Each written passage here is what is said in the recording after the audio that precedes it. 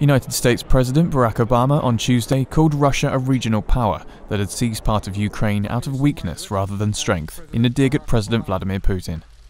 Obama, who has had a cool relationship with Putin since he regained the presidency, dismissed that role during a news conference after a nuclear security summit in the Netherlands that has been overshadowed by Russia's annexation of Crimea.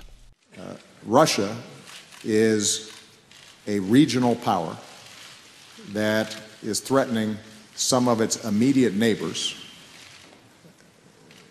not out of strength, but out of weakness. Ukraine has been a country in which Russia had enormous influence for decades, since the breakup of the Soviet Union. We have considerable influence on our neighbors. We generally don't need to invade them in order to have a strong cooperative relationship with them.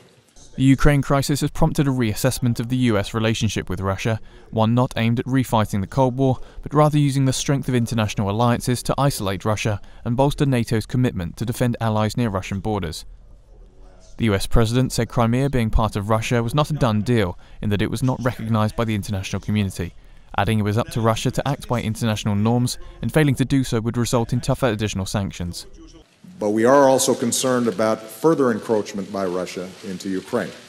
So what I announced and what the European Council announced was that we were consulting and putting in place the framework, the architecture for additional sanctions, additional costs, should Russia take this next step.